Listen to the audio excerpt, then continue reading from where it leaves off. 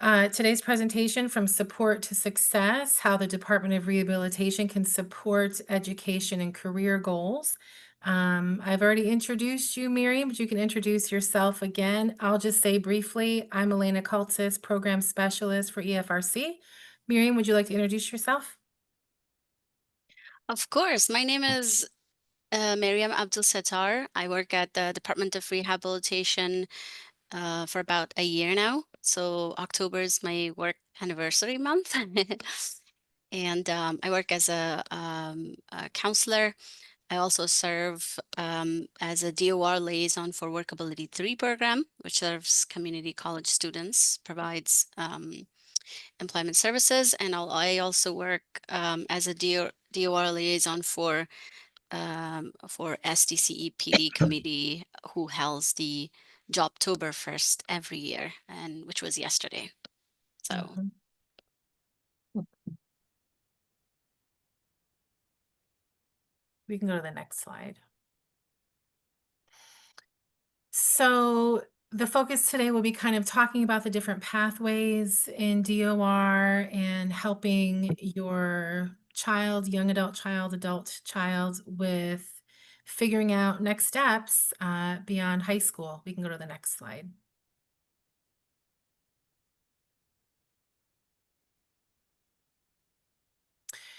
So first, we'll talk a little bit about the Department of Rehab Student Services path. This is for young adults who are preparing for transition out of high school, ages 16 to 22. We always encourage folks to start thinking about and planning for a transition early so that the transition can be a bit more seamless. The DOR offers many different services to clients of this age. Miriam, do you want to talk a little bit about what's available? I'll read through the slide as far as the bullets, and then you can provide some additional nuance and context. And again, this is for 16 to 22. So job counseling, career and interest assessments, paid work experiences, education and training program guidance, opportunities to gain job and work skills through paid work experiences, help with transportation and clothing expenses, and helping clients build self-advocacy skills with the support of mentorship through the DOR. Oh, you're muted, I think, Miriam. No, she just muted herself. Okay, unmute, sorry.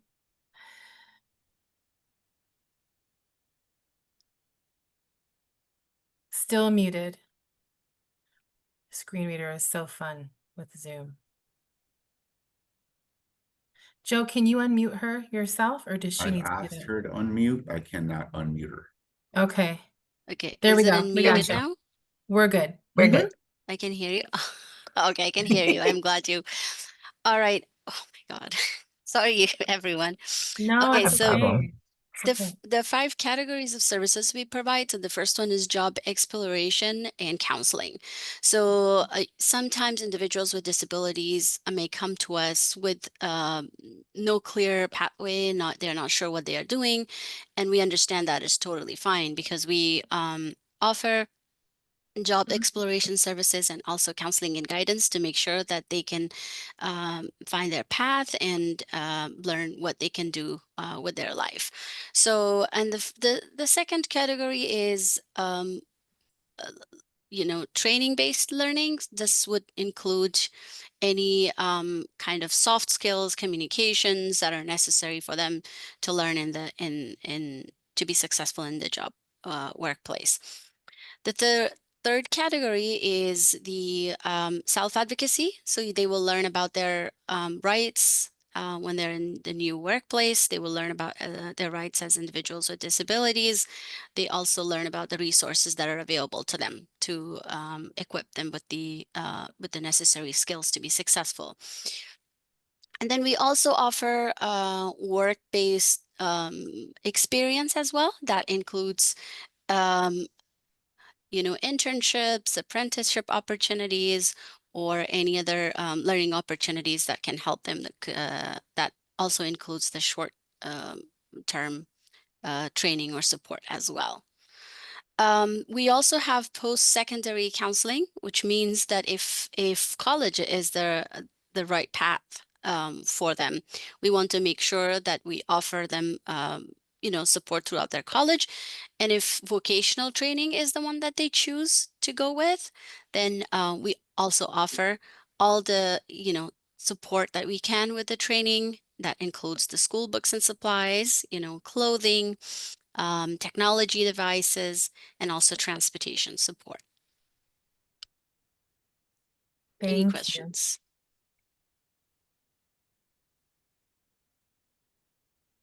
No questions? Okay, we can go to the next slide.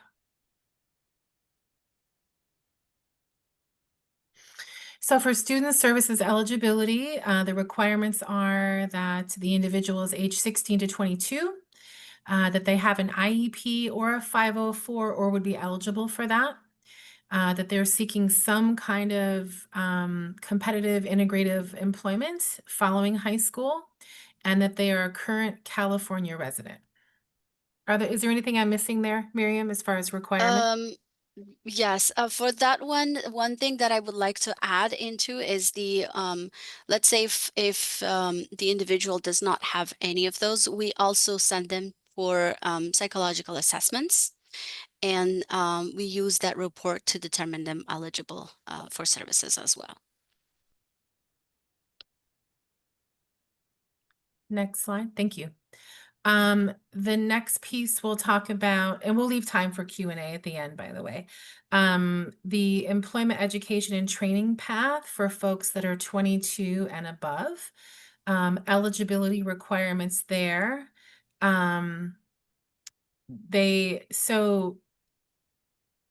Sorry.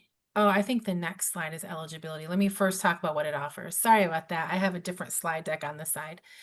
So the things they provide for this pathway, disability and benefits programs that revolve around education goals, employment goals, independent living goals.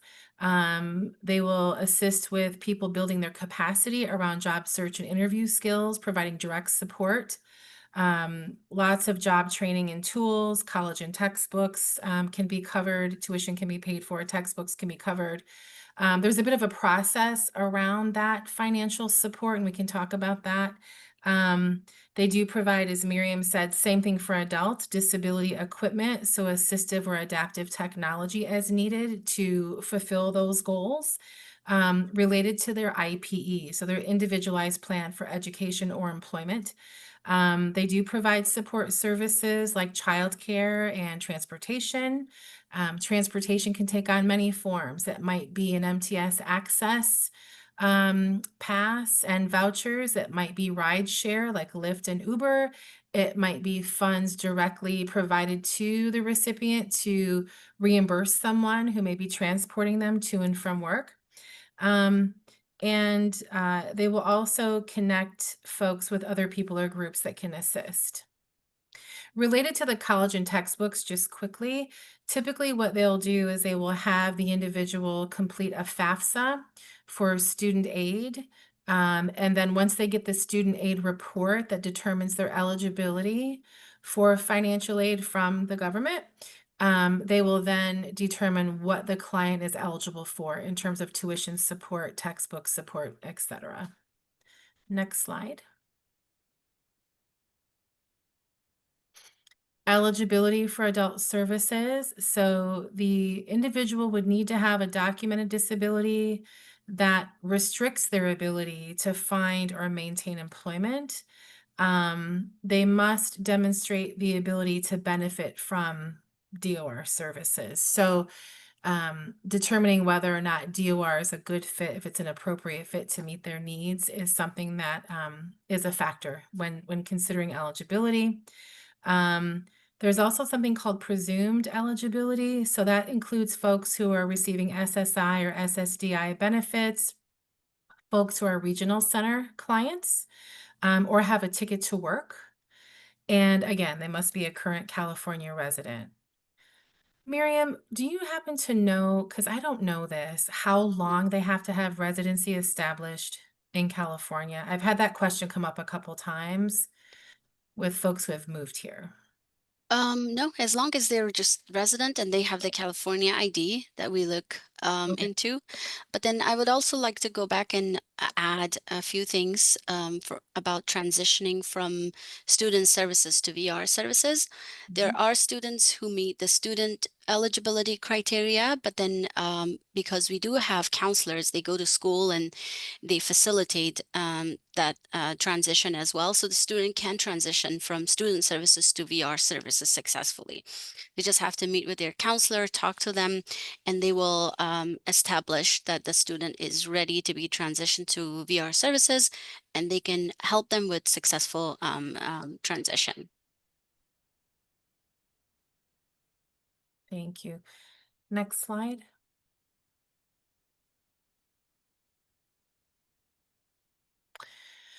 So I wanted to talk a little bit today about how the Department of Rehabilitation and the Regional Center collaborate to provide client support. There's a couple of different ways this happens. So the Regional Center offers a couple of different pathways: the State Paid Internship Program, the STIP, or the Paid Internship Program, the PIP. These are internships within state agencies like the DOR or some other similar agency. Um, the last time I checked, and Miriam, correct me if I'm wrong, the paid internships can be covered for 1,040 hours to be paid per year, per calendar year. Again, assistive technology can be provided. Training on the assistive technology can also be provided if needed for that role.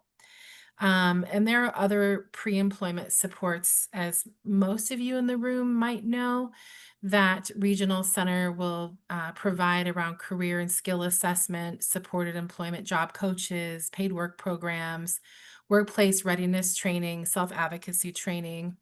But the paid internship programs are something that they collaborate with DOR around.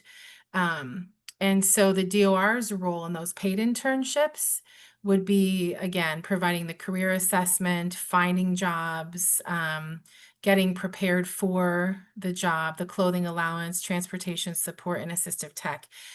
Um, if you are interested in exploring the STIP or the PIP options with Regional Center, you could start the conversation with your service coordinator about that. You'd also want to start the conversation with your DOR counselor and then ideally coordinate a meeting with that team. Miriam, do you have any additional guidance around that? And I can just say, sorry, quickly, I'll back up a little bit. So my daughter participated in this. I can give a quick example. She did do a state paid internship with DOR. She was actually working for DOR, working remote, and received support from, so Regional Center was paying her wages and helped coordinate a lot of the logistics around the position. And then the DOR provided a job coach that supported her while she was actually on the job and outside of the hours of the job as well. It was really helpful to have the job coach available in real time to her. Some of the things the job coach would do would help her with everything from preparing for the interview leading up to getting the role, because there was a bit of a sort of not really an interview process in terms of selection, but just getting to know the people that she would work with, understanding the role, having a chance to ask questions. And then when she was actually performing the work in real time, the DOR coach was available to sit with her and kind of work with her through some of the tasks, help her prepare for work meetings, help her prioritize her workload. It was really, really helpful. So that was the role that the DOR had. Anything you want to add, Miriam, about this particular partnership and how DOR supports and how to engage? Yeah, so the recent changes in our work has happened is the amount of the number of hours the adult work experience program offered for Mhm. individuals who are receiving VR services. So currently we only offer 100 hours, and we used to offer more before, but unfortunately, this is the recent change that we're experiencing, and this is very unfortunate as it's impacting a lot of our clients. But then with the regional center clients, I guess then the rehabilitation process begins, where the regional center also intervenes and continues support throughout the process after a certain amount of time. The job coach is definitely a great service. We realize that when an individual is placed, that new placement comes with many challenges. This includes support with technology, knowing about their rights and all that, and then also just learning the work itself. Sometimes it's a lot for an individual to learn the work. So the job coach is definitely very, very helpful in that process. And so that can help them with navigating challenges at work, helping the individual learn about their rights, and also dealing with technology related challenges and also any other challenges that they experience at work. Thank you. Thank you. So just to clarify, and to give an example of what Miriam explained, so the adult work experience used to provide up to, I think it was 300 hours of paid work experience for the vocation rehab clients. And now it's been reduced to 100 hours because of budget cuts. However, for regional center clients, as she said, if they transition into a paid internship, they can maintain that role and have it funded through the paid internship funds from regional center. It's ideal to have those conversations pretty early because the transition can take some time. Joyce, did you have a question? Well, it was more of because it's confusing for parents in terms of this relationship between DOR and regional center. Because I was just going to say, Miriam, in many instances, parents that come to us may have had that conversation with regional center, and DOR, I don't know if this is still true, kind of follows the parent or the consumer initially, and then as they transition back into regional center services, there is still funding that comes from Department of Rehab. Is that true or not true? Because it's really confusing when it's explained to parents on the regional center side. It's kind of behind the scenes things. This is a great question, but I do believe that then the regional center intervenes and takes over. Okay. But I may be wrong. I can confirm it. But based on the conversation that I had with my supervisor last time about it, that's what I was told. That then, then when the process completed with DOR, the regional center takes over the Yes, transition. they take over. That's for sure. Mhm. I think the part that because there's this new part of services that factor into this whole discussion where when you're looking for job exploration through regional center, there's now another service where some of the vendored agencies that are supporting paid internships through job coaching through regional center are now having funds where they could do some job exploration, which didn't occur originally as well too. So it's nice to see the growth. Yes, I development met of that. somebody at the Jobtoberfest yesterday, and they were also looking for individuals who were looking for paid work. So there are other partnering agencies who are providing these services. And just for a real-time example, so again, back to my daughter's role, she is working as an assistive tech consultant for San Diego State. And that is something supported by the DOR. Those hours ran out. And so when those ended, about 2 months prior to that, we started the conversation with her service coordinator at the regional center to start the process for the paid internship. And so for that, we had a meeting with the DOR counselor, and then we invited the service coordinator and had a conversation around what does that transition look like? What is required?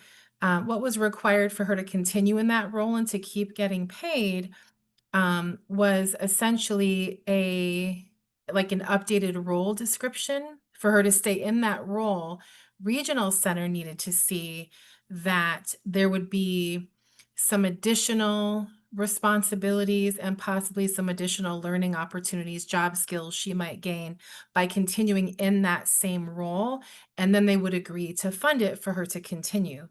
But if it's a situation where there is no current role and the individual is just getting started in the paid internship program, you kind of start from ground zero. And again, having the DOR counselor and your service coordinator on the same page and coordinating a meeting with everybody at the table is really helpful, because then you can work out these things around who's going to provide employment supports, how will the transition take place, what is the paperwork that's needed, what's the timeline. From our experience, not just with my daughter, but a couple of other clients I've supported getting into these paid internship programs with DOR and Regional Center, it takes about 8 weeks. So it's important to start having the conversations as early as you can. Next slide. How do I request support? So this is about how do you get started with this? So Regional Center, if you're already a client, contact your Regional Center coordinator and you'll want to review your IPP goals, or it might be your person-centered plan goals. Some clients are getting traditional services, other clients are in self-determination. Either way, you'll want to have a conversation around goals related to education and employment. And then you would update the IPP to reflect the new transition goals, which will inform the conversations about next steps and what supports and services are needed to help the client attain those goals. Next slide. DOR already, Regional Center. So if you're not in Regional Center yet and you wonder if you might be eligible, you'd want to contact SDRC to request services with applying. You can do that via phone or on the web. That information is on one of the other slides in this presentation, so that'll be linked there for you. There are documents that you need to gather in order to apply, and then you'll complete the intake process. EFRC can also support you with this. So whether you're already a client or planning to apply, or maybe you're awaiting your notice of eligibility to see if you've been approved, we're happy to support you. Next slide. DOR process, already a client, contact your DOR counselor, review or revise if needed the IPE, that's your individualized plan. And then you would connect with DOR supports to implement the plan. But again, if you're looking for something around the collaboration between SDRC and DOR, you want to have both parties notified, involved, and starting that process together, ideally at the same time, around the same time. Next slide. DOR, if you're not already engaged with a DOR and you're not sure if you're eligible, you can contact them to request services. Maryam, correct me if I'm wrong, the web-based form was down for a bit and not available. Is that still the case, or is it available again? Yes, it is still the case, unfortunately. So you will have to come to our office or request an application via email from any of our staff, and we will be able to send that application to you. So fill out that application and apply for services. Mm-hmm. And again, EFRC is happy to support you. That would probably be me, because I mostly work with adults at EFRC, but we also have an education specialist, Maura Albritton, and she does a lot with the high school students around the transition age. So either of us can support you. Feel free to reach out. Next slide. I would like to add one more Yeah. thing here. So it can happen both ways. Let's say if you reached out to us, but you meet the criteria, the eligibility criteria for Regional Center, the counselor will also refer you, can also refer you to Regional Center. And if you reach out to SDRC first, they can also refer you to us as well. Thank you. I did neglect to mention that part. Thank you for that. Yes. Where can you apply? So the information, you can go to the next slide. I have that linked here. Again, the web is not available right now for DOR. You can call via phone. And then the next slide will show the information for Regional Center and how to connect with them as well regarding intake. The form is linked here, as well as their email. And again, and I think Joyce you were kind of explaining what we do at EFRC and how we support families. You're not on your own with this. We know all too well that these forms can be a little bit overwhelming. There's a lot of information that they need, and we're happy to support you. So please don't hesitate to reach out to us. We assist people all the time with this. Next slide. Oops. One other thing I always like to mention is if you have applied for services and you've been denied, if you've gotten a notice of ineligibility for either of the agencies, you can certainly appeal that decision. And there are links here for both types of appeals that you can click on. It will take you to the appropriate forms. It will give you more information. This is also something that the EFRC can support with. I have to say as a disclaimer, we're not lawyers. We can't give you legal advice, but we can certainly help guide you in the process of the appeal and provide some guidance and feedback depending on the particular situation that you're dealing with. So we're happy to support. Next slide. Let me also say, around the support we provide, it might be helping you prepare the appeal. It may be providing feedback or like helping you decipher the denial and sort of what that means, what they're telling you about why you're not eligible.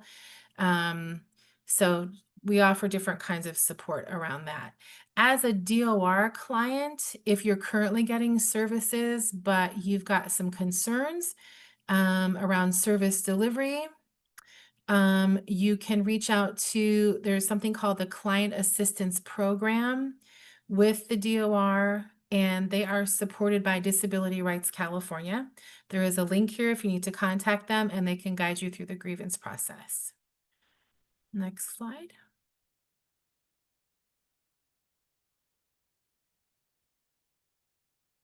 Regional Center, same thing. If you have an issue, you have a right to voice your concerns and a right to receiving supported advocacy through that process. So there is a complaint form linked here in the slide. You can certainly reach out to them. And that is one of the services available to Regional Center clients, that type of support. Next slide. And as I said, we're here to support. So if you have additional questions right now, we've still got about 13 minutes to do a Q&A. And we are happy to set up a call outside of this session today with any one of our program specialists to support you. We're happy to do in-person with you if you'd like to come to our office. We're happy to do Zoom. We can do phone. So whatever is most comfortable for you.